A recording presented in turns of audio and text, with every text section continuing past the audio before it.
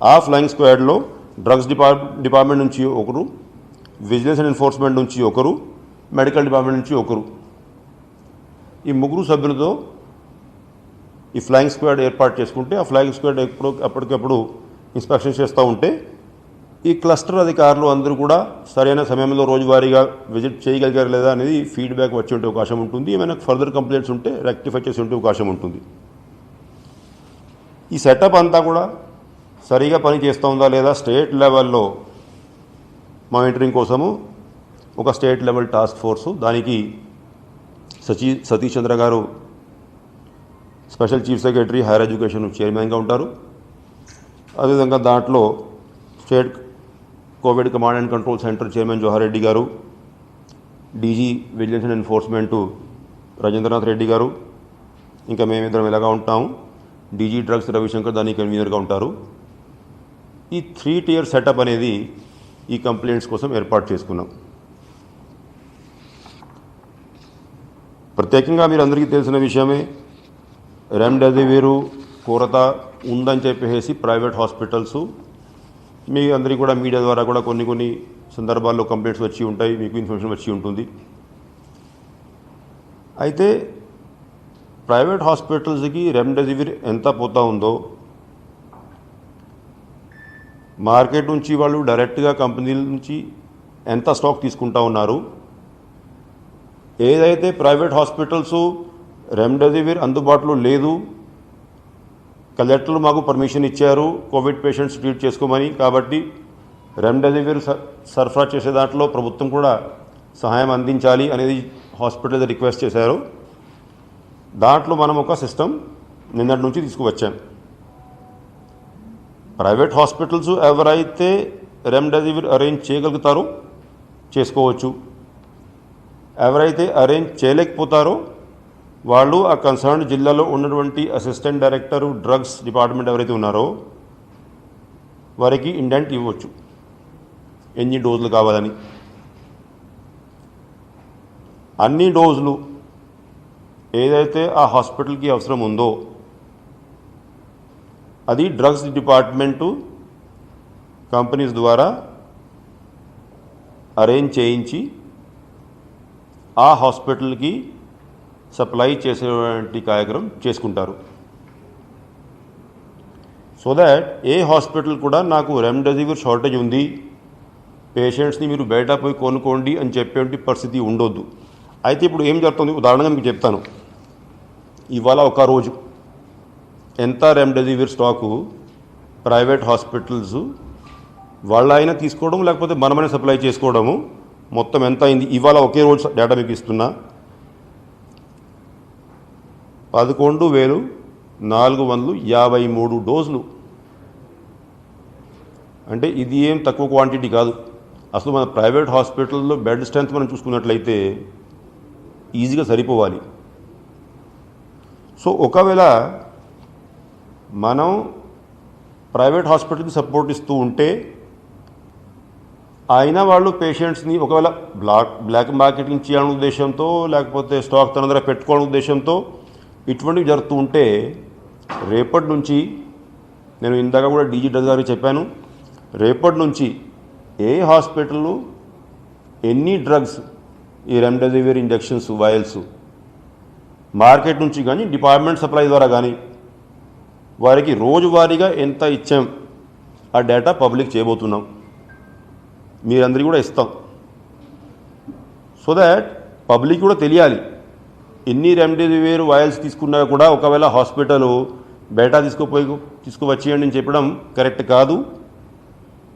అవసరం ఉన్న వాళ్ళకి అందరికీ రెమ్డెసివిర్ సప్లై చేసేటువంటి మానిటరింగ్, అంటే వాళ్ళు ఎలాగైనా కొంటున్నారు, కొంత మనం సప్లై చేస్తున్నాం కాబట్టి షార్టేజ్ లేదు.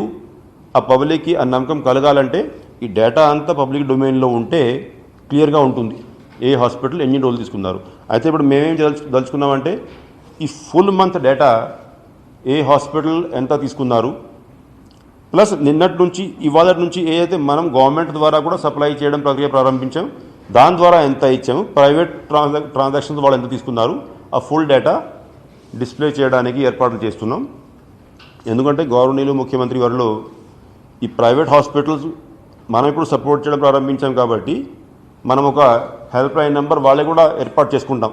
ఒకవేళ ఒక ప్రైవేట్ హాస్పిటల్కి కలెక్టర్ గారు పర్మిషన్ ఇచ్చి ఉంటే రెమ్డెసివిర్ సప్లై లేదు, అవసరం ఉంది అనేది వాళ్ళు కంప్లైంట్ చేయదలుచుకుంటే అటువంటి హెల్ప్ లైన్ నెంబర్లు వాళ్ళు ఫోన్ చేస్తే మనం ఇక్కడ నుంచి కోఆర్డినేట్ చేసే ఉంటే అవకాశం ఉంటుంది. సో అది రెమ్డెసివిర్. రోజువారీగా మనం ఆక్సిజన్ మానిటరింగ్ కూడా అదే పద్ధతిలో చేస్తూ ఉన్నాం. నిన్న ఒక రోజు 341 మెట్రిక్ టన్నులు ఆక్సిజన్ మనం గవర్నమెంట్ ఆఫ్ ఇండియా అయితే మనకి అలొకేషన్ ఇచ్చిందో దాంట్లో మనం హాస్పిటల్ అన్నింటికి సప్లై చేయడం జరిగింది. దాంట్లో కూడా ఒక ముఖ్యమైన ఆదేశం మేము కలెక్టర్లకి ఏం జారీ చేసామంటే, మనము ఆ లిక్విడ్ ఆక్సిజన్ తీసుకువస్తున్నాం రీఫ్యూజర్ ద్వారా హాస్పిటల్స్కి, అది ప్రైవేట్ హాస్పిటల్ కావచ్చు, గవర్నమెంట్ హాస్పిటల్ కావచ్చు, మనం అరేంజ్ చేస్తూ ఉన్నాం. కొంత ఏమో లిక్విడ్ ఫామ్లో హాస్పిటల్ స్టోరేజ్లో ఉంటుంది, రీఫ్యూజర్ ద్వారా సిలిండర్స్ ఇవన్నీ కూడా నింపుకునే అవకాశం ఉంటుంది. అయితే కరెక్ట్గా ఏదైతే మనం 340 టన్నులు ప్రొక్యూర్ చేసామో అది అకౌంట్ ఫర్ అయిందా లేదా, ఆ 340 టన్నులు కూడా హాస్పిటల్స్కైనా వెళ్ళిందా, లేకపోతే బయట ఏమైనా బ్లాక్ మార్కెటింగ్ అయిందా, లేకపోతే వేరే పర్పస్కి ఏమైనా వాడేసుకున్నారా, ఆ టాలీ చేసుకోవాల్సిన అవసరం ఉంది.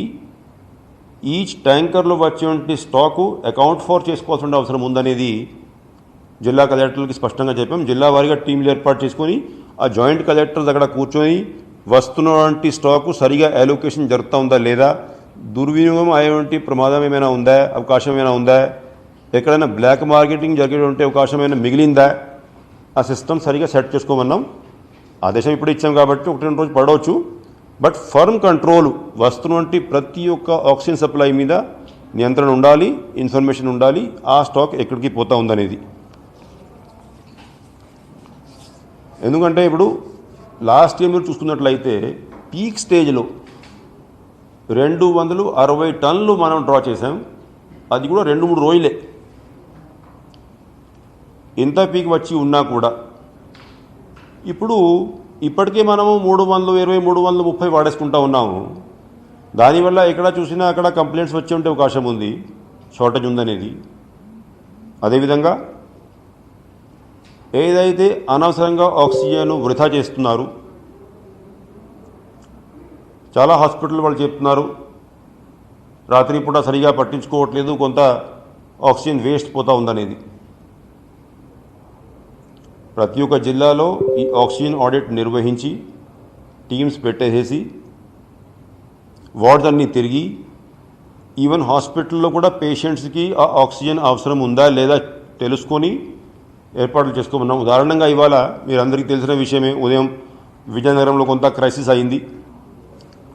క్రైసిస్ అయ్యేటప్పుడు కలెక్టర్ గారు మిమ్స్ హాస్పిటల్కి వెళ్ళారు. అంటే బెడ్స్ ఇవన్నీ ఏ విధంగా ఉన్నాయి, ఆక్సిజన్ ఇవంతా అవైలబిలిటీ ఏ విధంగా ఉంది చూస్తే ఒకసారి ఏమైనా అవసరమైతే పేషెంట్స్కి ఉపయోగపడుతుందనే ఉద్దేశంతో వెళ్ళారు. వెళ్తే ఎంతోమంది పేషెంట్స్ 96 సాచురేషన్ ఉన్నా కూడా ఆక్సిజన్ సప్లై మీద ఉన్నారు.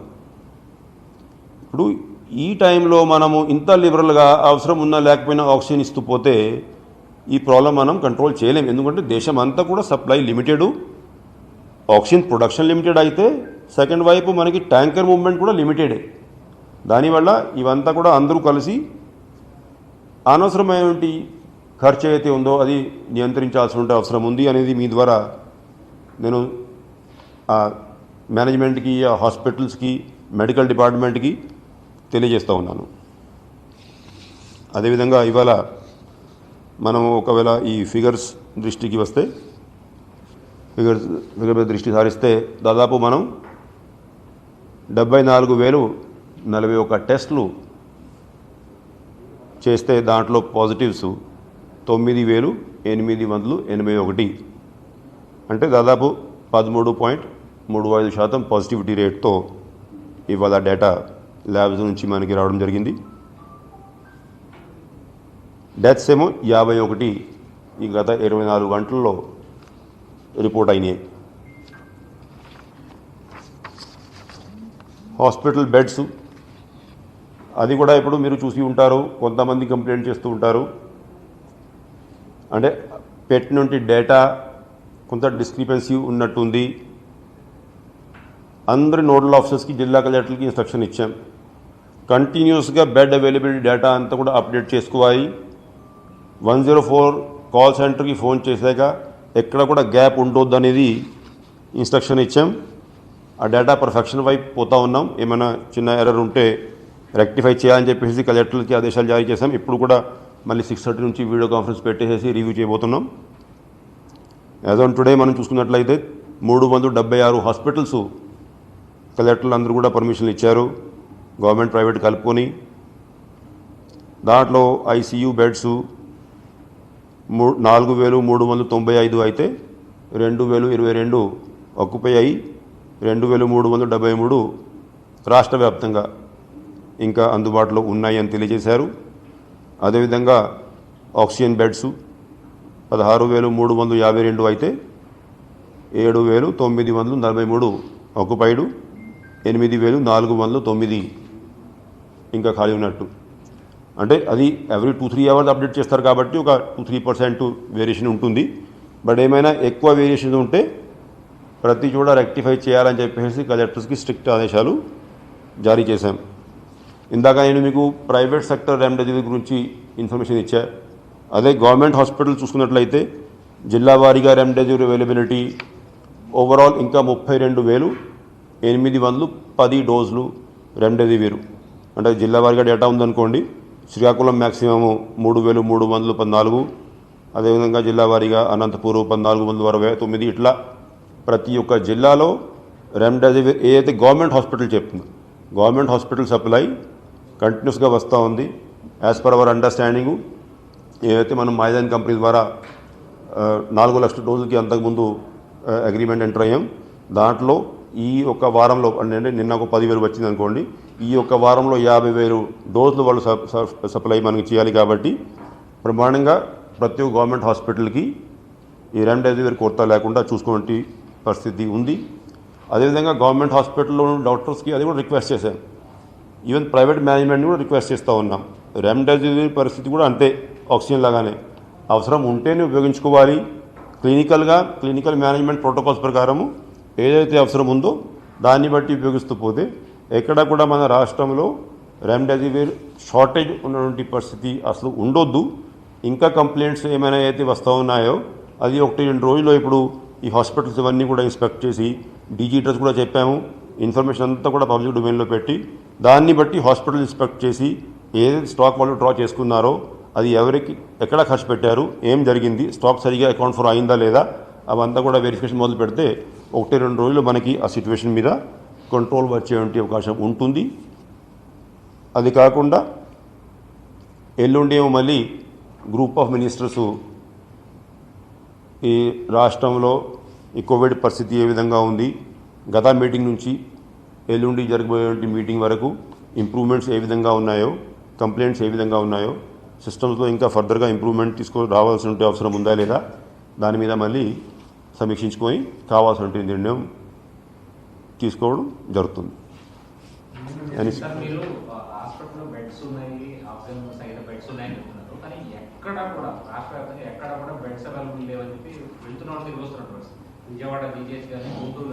ఎస్, ఇప్పుడు నేను మీకు ఇచ్చింది ఫిగరు స్టేట్ ఫిగర్ కాబట్టి ఆ కొంత కమ్యూనికేషన్ గ్యాప్ మీకు అనిపిస్తూ ఉండొచ్చు. ఎందుకంటే ఇప్పుడు ఓవరాల్ స్టేట్లో బెడ్స్ ఉన్నాయి అంటే స్పెసిఫిక్ హాస్పిటల్లో as there will always be hospitals ఎక్కడైతే హాస్పిటల్స్ పూర్తిగా నిండి ఉంటాయి. ఉదాహరణగా మీరు చెప్పినట్లు విజయవాడ అండ్ గుంటూరు ఇవి 2 చోట పెద్ద ఎత్తున బెడ్స్ ఖాళీగా ఉన్నాయి అనేది నేను అనట్లేదు. ఎందుకంటే ఈ 2 లొకేషన్స్లో జనరల్ హాస్పిటల్స్ అయితే ఉన్నాయో అవి డెఫినెట్గా అక్కడ రష్ ఎక్కువ ఉంటుంది, పెద్ద కార్పొరేషన్స్ కాబట్టి అవి ఫిలప్ అవుతూ ఉంటాయి.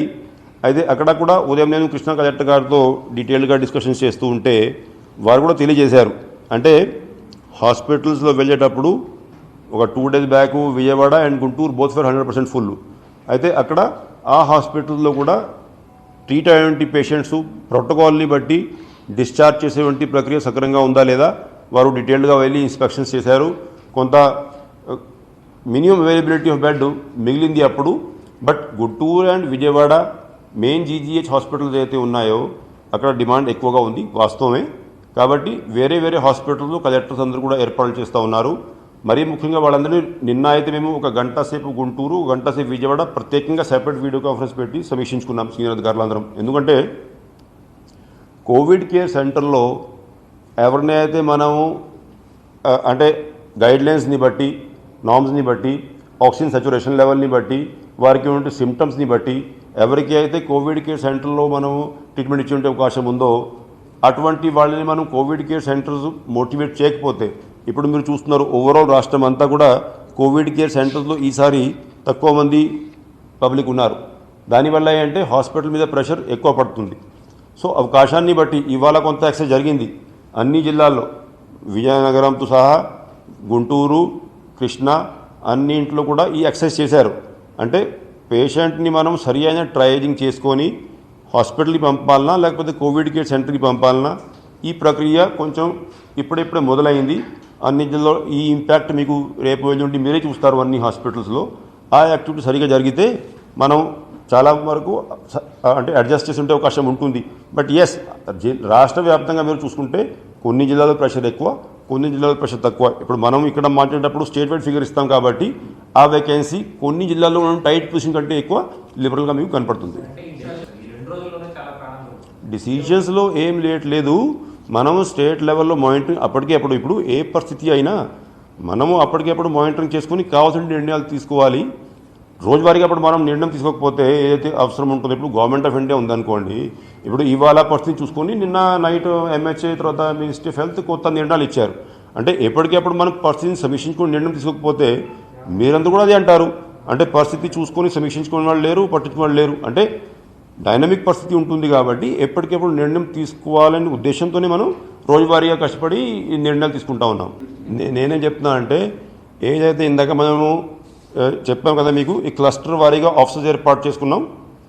ఆ క్లస్టర్ ఆఫీసర్స్కి స్ట్రిక్ట్గా ఆదేశాలు ఇచ్చాం. దాంట్లోనే అంటే ఇల్లీగల్గా ట్రీట్మెంట్ చేసేవంటి అవకాశం లేదు, ఉండొద్దు.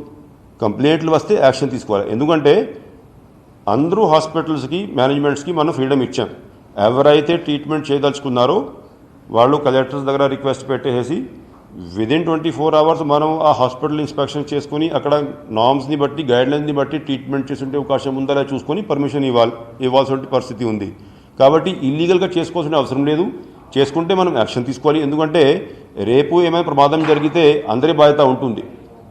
సో బట్ ఒకవేళ వాళ్ళు నామ్స్ ఫుల్ఫిల్ అయితే అందరికీ మనం అవకాశం ఇవ్వడానికి సిద్ధంగా ఉన్నాం. కాబట్టి వాళ్ళందరూ కూడా సహకరించాల్సిన అవసరం ఉంది. ఒకవేళ వాళ్ళు కలెక్టర్ దగ్గర పర్మిషన్ తీసుకున్నారు అనుకోండి, అక్కడ నుంచి ఇంకా మనం కూడా రెమ్డెసివిర్ షార్టేజ్ గిటేజ్ ఏమైనా ఉంటే మానిటరింగ్ చేసే అవసరం ఉంటుంది, సప్లై చేసే అవకాశం ఉంటుంది.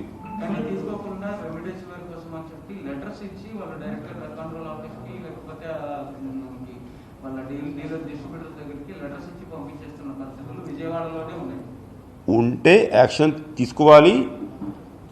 స్పష్టంగా చెప్తున్నా. దానివల్ల చెప్పేది ఇన్ని డోసులు రెమ్డెసివిర్ మనం ఇప్పుడు మీరు కూడా సర్వే చేసుకోండి. రాష్ట్ర వ్యాప్తంగా మొత్తం ప్రైవేట్ సెక్టర్ బెడ్స్ ఎన్ని ఉన్నాయి, ఇవాళ మనం ఎన్ని రెమ్డెసివిర్ సప్లై చేసాం. ఈ హాస్పిటల్ వారిగా లిస్ట్ నేను రేపు మీకు ఇస్తాను. ఎందుకంటే లేకపోతే ఈ ఫిగర్స్ను అంటే ప్రజల్లో కూడా డౌట్ వస్తూ ఉంటుంది. ఇన్ని 11,453 రెమ్డెసివిర్ ఇంజక్షన్స్ ఇస్తే ఒక రోజు ఈ షార్టేజ్ అని ఎందుకు ఉంది, బ్లాక్ మార్కెటింగ్ అనేది ఎందుకు ఉంది, ఈ పబ్లిక్ డౌట్ వచ్చే అవకాశం ఉంటుంది. కాబట్టి రేపు నేను మీకు ఫుల్ లిస్ట్ ఇస్తాను ఏ హాస్పిటల్కి ఇన్ని డోసులు ఇచ్చాను. ఇది ఓన్లీ ప్రైవేట్ హాస్పిటల్ చెప్తున్నా, గవర్నమెంట్ హాస్పిటల్ కాదు. గవర్నమెంట్ హాస్పిటల్ ఇంతకు చెప్పా కదా మీకు. గవర్నమెంట్ హాస్పిటల్ మనం ఈ లిస్టులో ఎందుకు రాదు? ఎందుకంటే అది మనమే ఏపీఎంఎస్ఐడిసి ద్వారా సప్లై చేస్తాము. ఇది నేను మీకు ఇచ్చింది 11,453 ఫిగర్ స్టాక్ పాయింట్ నుంచి ప్రైవేట్ హాస్పిటల్స్కి వెళ్ళింది. ఇది గవర్నమెంట్కి మనం స్టాక్ పాయింట్ నుంచి పోదు. ఏపీఎంఎస్ఐడి డైరెక్ట్గా అసలు కంపెనీలు వేరే. మనకి ఇచ్చింది Mylan company direct supply to APMSIDC. Private సెక్టర్కి ఏపీ స్టేట్లో మైలాన్ కంపెనీ ఇవ్వట్లేదు, డైరెక్ట్గా మిగతా 3 కంపెనీలు ఇస్తున్నాయి. కాబట్టి ఈ స్టాక్ వేరే, ఆ స్టాక్ వేరే. అంటే ఈరోజు కన్సంప్షన్ లేదు, అది రేపు ఇస్తాను.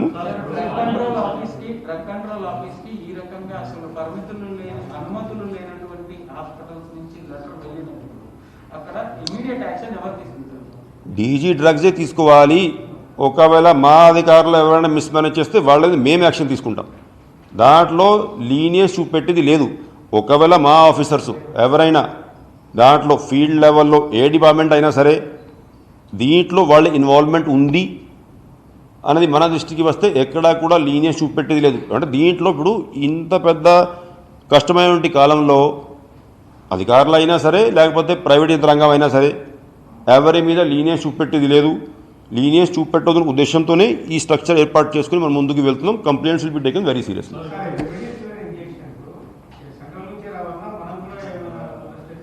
అయ్యా నేను చెప్పింది ఏంటి ఇందాక, గవర్నమెంట్ హాస్పిటల్స్ అయితే మనము ఏపీఎంఎస్ఐడిసి ద్వారా డైరెక్ట్గానే 4 lakh ఆర్డర్ మైలన్ కంపెనీకి ఇచ్చి ఉన్నాము, టెండర్ పిలిపించి దాని ద్వారా సరఫరా చేస్తున్నాం. ఇవాళ యాజ్ ఆన్ టుడే జిల్లాల వ్యాప్తిగా జిల్లాలంతా కలిపి 32,810 రెమ్డెసివిర్ వయల్స్ అన్ని డిస్ట్రిక్ట్స్లో కలిపి ఉన్నాయి. ప్రైవేట్ హాస్పిటల్స్కి వాళ్ళే ఇష్టం, వాళ్ళకి కమర్షియల్ అగ్రిమెంట్స్ ఉంటాయి కంపెనీస్తో, వాళ్ళు డైరెక్ట్గా కొనుక్కోగలిగితే సంతోషమే. ఏ ప్రైవేట్ హాస్పిటల్ అయితే జిల్లా కలెక్టర్ పర్మిషన్ ఇచ్చి ఉండి నాకు రెమ్డెసివిర్ సమస్య ఉంది ప్రభుత్వం అరేంజ్ చేయాలి అని చెప్తే మా అసిస్టెంట్ డైరెక్టర్ డ్రగ్స్ ఆ అరేంజ్మెంట్కి కూడా ఒక ప్రోటోకాల్ సిద్ధం చేసి వాళ్ళకి ఇచ్చాం. దానికి నేను చెప్తున్నా మీకు, నిన్న మాకు ప్రైవేట్ హాస్పిటల్స్ నుంచి మొత్తం కలిపి 8,352 అంటే ప్రైవేట్ హాస్పిటల్ వాళ్ళు మనకి ఇండెంట్ ఇచ్చారు. ఆ ఇండెంట్ని బట్టి మేము ఇవాళ దాంట్లో ప్రైవేట్ హాస్పిటల్స్కి ఇవాళ 1820 డోసులు ఇచ్చాం. స్టాక్ డిపార్ట్మెంట్కి వచ్చింది 8,352. అవన్నీ మనం ఇంకా ట్రాన్సిట్లో ఉన్నాయి, హాస్పిటల్స్కి రేపు ఉదయం కల్లా ఇచ్చేస్తాం. అంటే అప్రాక్సిమేట్లీ మనకి దాదాపు 11,000 12,000 ఆల్ పుట్ టుగెదర్ సప్లై చేయాలని చెప్పేసి రిక్వెస్ట్లు వచ్చినాయి. అవి రేపు మధ్యాహ్నం కల్లా మనం ఇచ్చేస్తాం. ఆ డేటా కూడా నేను రేపు మనం ప్రెస్ కాన్ఫరెన్స్లో కూర్చున్నప్పుడు గవర్నమెంట్ సహాయంతో ప్రైవేట్ హాస్పిటల్స్కి ఏ హాస్పిటల్కి ఎన్ని డోసులు ఇచ్చాం, ప్రైవేట్గా వాళ్ళు ఓపెన్ మార్కెట్లో వివిధ కంపెనీల నుంచి ఏ హాస్పిటల్ ఎన్ని డోసులు కొనుక్కున్నారు, ఆ రెండింటికి కలిపి డేటా నేను మీకు రేపు ప్రెస్ కాన్ఫరెన్స్లో కూర్చున్నప్పుడు ఇస్తాను.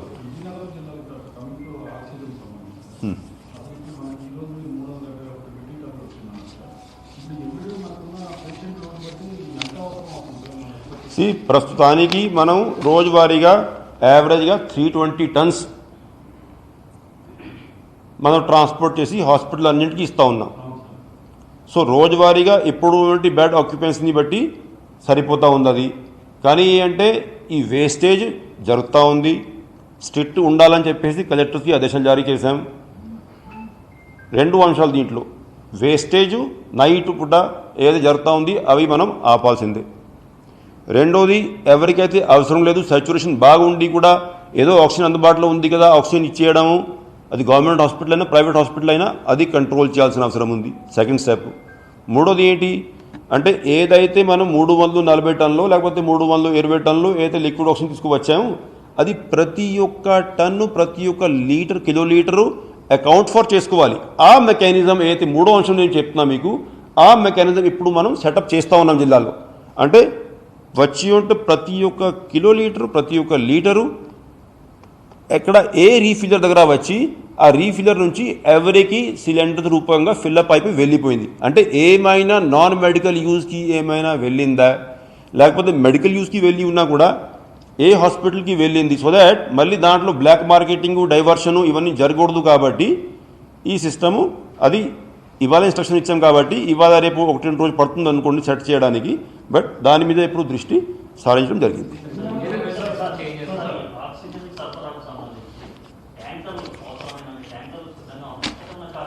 ఇప్పుడు మన దగ్గర ఏదైతే రెగ్యులర్గా ట్యాంకర్లు పనిచేస్తామో దాని మీద కొన్ని ట్యాంకర్లు మనం మొబిలైజ్ చేయగలిగాము. ఉదాహరణగా డే ఫోర్ ఎస్టర్డే మన ట్రాన్స్పోర్ట్ ప్రిన్సిపల్ సెక్రటరీ గారు నాకు ఇన్ఫర్మేషన్ ఇచ్చారు. ఒక 2-3 ట్యాంకర్లు ఏదైతే అంతకుముందు నైట్రోజన్ సరఫరా చేస్తూ ఉన్నాయో దాన్ని మార్చుకొని మనం దాదాపు ఒక 34 టన్నుల వరకు ఆ 2 ట్యాంకర్ల కెపాసిటీ మార్చుకొని ఆక్సిజన్ సరఫరాకి మనం వాడుకున్నాం. అట్లాగా ప్రతి ఒక్క ఇన్ఫర్మేషన్ ఏదైతే మన అందుబాటులో వస్తూ ఉంది ఆ ఇన్ఫర్మేషన్ బట్టి మనం యాక్షన్ తీసుకొని వీలైనంత వరకు పెంచేటువంటి ప్రయత్నం చేస్తున్నాం.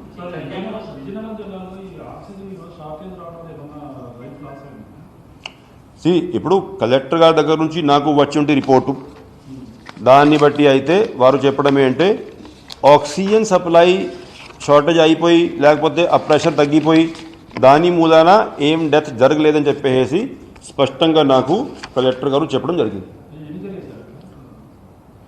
ఇది ఇప్పుడు డెత్స్ రోజువారీగా ప్రతి ఒక్క జిల్లాలో 1-2 డెత్స్, ఆ 1-2 డెత్స్ జరగకపోతే ఇందాక నేను మీకు చెప్పింది మన రాష్ట్రంలో 51 డెత్స్ ఎట్లా జరుగుతాయి, ఇది రోజువారీగా జరిగే ఫిగర్సే. సో కలెక్టర్ గారు చెప్పడం ఏమంటే ఏదైతే రోజువారీగా జిల్లాలో హాస్పిటల్లో 1 కానీ 2 కానీ కోవిడ్ రిలేటెడ్ డెత్స్ జరుగుతూ ఉన్నాయి, సిమిలర్ డెత్స్ అవి. ఎందుకంటే అదే సమయంలో 25 మంది ఐసీయూలో ఉన్నారు. ఒకవేళ ఆక్సిజన్ ప్రెషర్ తగ్గిపోయి డెత్స్ జరిగి ఉంటే ఈ 25 మంది ప్రాణాలు కోల్పోవాలి, ఎందుకంటే వాళ్ళందరూ కూడా ఐసీయూలో ఉన్నారు. సో అది ఏమైంది, లక్కీగా మనకి అది ఓన్లీ 1 KL కెపాసిటీ ఉన్నటువంటి ట్యాంకర్. అది పెద్ద ట్యాంకర్ ఉన్న చోట ఇటువంటి గ్యాప్ జరిగితే ఎక్కువ మంది ఇబ్బంది పడే అవకాశం డెఫినెట్గా ప్రమాదం ఉండేది. ఇది 1 KL ట్యాంకు కాబట్టి ఇప్పుడు ఏమైంది, అది అక్కడ మనకి సరిపడేట్లు సిలిండర్సు అందుబాటులో ఉన్నాయి ఆ సమయానికి. సో ఆ అరేంజ్మెంట్ ఎట్లా ఉంటుంది, మీకు అక్కడ ఆ రూమ్లో ఆ ట్యాంకర్ నుంచి పైప్ లైన్ పోతూ ఉంటుంది, అదేవిధంగా ఆల్టర్నేట్గా సిలిండర్స్ కూడా కనెక్ట్ అయి ఉంటాయి ఆటోమేటిక్గా. ఎప్పుడైతే ప్రెషర్ పడిపోతుందో ఆటోమేటిక్గా ఈ సిలిండర్ నుంచి మనం ఈ ఆక్సిజన్ సప్లై వెంటనే కంటిన్యూ చేసుకోవచ్చు. సో చిన్న ట్యాంక్ కాబట్టి సరిపడేట్టు సిలిండర్స్ ఉన్నాయి కాబట్టి వెంటనే సప్లై రెస్టోర్ అయింది. దానివల్ల ఇప్పుడు మీరు చూడండి మొత్తం కలిపి కలెక్టర్ గారు ఇన్స్పెక్షన్ చేసే కూడా 25 మందిలో షిఫ్ట్ చేసింది వేరే హాస్పిటల్కి ఓన్లీ 8 మందిని.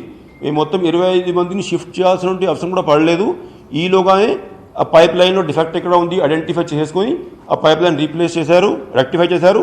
అదనపుగా కూడా పైప్ లైన్ తీసుకువచ్చి ప్యారల్గా పెట్టడం జరిగింది కాబట్టి సప్లై ఇక్కడ రెస్టోర్ అయింది. 1 టన్ను ఆఫ్ ఆక్సిజన్ మనం, ఎందుకంటే 1 KL ట్యాంక్ కాబట్టి మామూలుగా అయితే మనం ఒక ట్యాంకర్లో 15 టన్నులు 16 టన్నులు ట్రాన్స్పోర్ట్ చేస్తాం. ప్రత్యేకంగా ఈ జిల్లా కోసం మనం 110 ట్యాంకర్ ఒకటి తీసుకెళ్ళి వైజాగ్ నుంచి సెపరేట్గా ఈ ట్యాంక్ అంతా కూడా ఫిలప్ చేసి సర్వీస్ అంతా రెజ్యూమ్ చేసాం కాబట్టి ప్రాబ్లం ఏమి రాలేదు. అంటే వేరే చోట జరిగి ఉంటే ఒకవేళ ఎక్కడైతే పెద్ద ట్యాంక్ ఉందో ఇటువంటి ల్యాబ్స్ జరిగి ఉంటే ఏమైనా ఇటువంటి ఇన్సిడెంట్ జరిగి ఉంటే ఏమైనా ప్రమాదం ఉండే అవకాశం ఉండేది. అయితే దీనికి ఇంకొకటి అంటే ఇప్పుడు ఏం చేసామంటే ఇవాళ మేము ఇప్పుడు ఈ టెక్నికల్ టీమ్స్, ఎందుకంటే ఇవంతా కూడా మనం టెండర్ పిలిపించి ప్రైవేట్ కంపెనీల ద్వారా సెటప్ చేసి ఉంటే ఫెసిలిటీస్ అన్ని హాస్పిటల్స్లో. అయితే టెక్నికల్ టీమ్స్ కూడా ఇవాళ మనం ఏపీఎంఎస్ఐడిసి ద్వారా ఈ కంపెనీ వాళ్ళని కాంటాక్ట్ చేసి ప్రతి ఒక్క జిల్లాకి ఒక్కొక్క టెక్నికల్ టీమ్ని కూడా టెక్నికల్ అంటే నాలెడ్జ్ ఉన్నటువంటి అతన్ని కూడా అపాయింట్ చేయండి అని చెప్పేసి రిక్వెస్ట్ చేశాం. ఇవాళ సాయంత్రం వరకు దాదాపు 2 జిల్లాకి ఒక్కరి చొప్పున అపాయింట్ చేయగలిగారు. రేపు వెళ్ళుండి ప్రతి ఒక్క జిల్లాకి కూడా ఒక్కరిని అపాయింట్ చేస్తే సో దట్ ఏమైనా సమస్య వచ్చినప్పుడు ఇవాళ ఏమైంది, ఇవాళ సమస్య వచ్చాక మనం అర్లీ మార్నింగ్ వాళ్ళని కాంటాక్ట్ చేస్తే విజయవాడ నుంచి టెక్నికల్ మనిషి అక్కడికి వెళ్ళి విజయనగరం దాదాపు మధ్యాహ్నం 12 గంటలకి చేరుకున్నారు. అప్పుడు పోయి సర్దుకున్నారు, సిస్టమ్ అంతా కూడా రెక్టిఫై చేశారు. అదే జిల్లా లెవెల్లోనే అందుబాటులో ఉంటే ఇంకా ఫాస్ట్గా రెక్టిఫై చేసే అవకాశం ఉంటుంది కాబట్టి అటువంటి టెక్నికల్ పర్సనల్ని ప్లేస్ చేసుకోమని చెప్పి రిక్వెస్ట్ చేస్తాం. అది రేపు నుండి సిస్టమ్ సెట్ అవుతుంది. అంటే ఇప్పుడు ఏముంటుందంటే మీకు ఇదిగో ట్యాంకు తర్వాత వేపరైజరు, ఎక్కడైతే ఈ oxygen liquid oxygen gets converted to oxygen, అక్కడ నుంచి పైప్ లైను, అక్కడ నుంచి రూము, ఆ రూమ్లో ఈ పైప్ లైన్ ప్రెషర్ మెజర్ చేసినటువంటి సిస్టము, అక్కడ సిలిండర్సు, అక్కడ నుంచి ఈ పైప్ హాస్పిటల్ వార్డులోకి వెళ్తుంది, ఐసీయూకి వెళ్తుంది. అయితే ఏదైతే ఈ రూమ్కి ఈ ట్యాంక్ మధ్యలో ఉన్నటువంటి పైప్ లైన్ ఉందో దాంట్లో లీకేజ్ అయి ప్రెషరు తగ్గేటప్పటికి ఏమవుతుంది, ఆటోమేటిక్గా ఆ రూమ్లో మనకి ఆ ప్రెషర్ మీటర్ ఉంది కదా, ఆ ప్రెషర్ మీటర్లో ఎప్పుడైతే ప్రెషర్ తగ్గుతుందో అక్కడే సిలిండర్ ముందే కనెక్ట్ అయి ఉంటాయి. అంటే మనం అప్పటికప్పుడు సిలిండర్ తీసుకువచ్చి కనెక్ట్ చేయాల్సిన పని లేదు, అది సిలిండర్స్ కనెక్ట్ అయి ఉంటాయి. సో సేమ్ పైప్ కాబట్టి ఈ సిలిండర్ నుంచి ఆటోమేటిక్గా ఆక్సిజన్ వెంటనే సప్లై ప్రారంభిస్తారు వాళ్ళు. సో ఆ సిలిండర్సు ఈజీగా ఒక 6-7 సిలిండర్స్ కంటిన్యూస్గా అయితే కనెక్ట్ అయి ఉంటాయో ఒక గంటన్నర అట్లాగే 35 సిలిండర్స్ ఉంటాయి వాళ్ళ దగ్గర ఆ హాస్పిటల్లో కూడా. సో ఈజీగా 5 to 6 అవర్స్ వరకు అయితే ఆ హాస్పిటల్లో ఉన్నటువంటి సిలిండర్స్ సరిపోతాయి. మళ్ళీ ఒకవేళ ఈ సిలిండర్స్ అయిపోయాక ఈలోగా అవసరమైతే వేరే అరేంజ్మెంట్స్ చేసుకోవడము, లేకపోతే పక్క నుంచి సిలిండర్ తీసుకురావడము, లేకపోతే రీఫిలింగ్ చేసుకోవడం అనేది మామూలు సిస్టమ్ అది పెట్టింది. సో దట్ ఎక్కడైనా ఈ సిలిండర్స్ 100% అందుబాటులో ఉంటాయి ఎమర్జెన్సీ కోసం. ఈ సిలిండర్స్ పూర్తిగా ఖాళీ అయ్యే లోపల మనం ఆల్టర్నేట్ అరేంజ్మెంట్ చేయగలిగితే ఎక్కడైనా ఇన్సిడెంట్ జరిగితే ఇదే సిస్టమ్. Okay, thank you.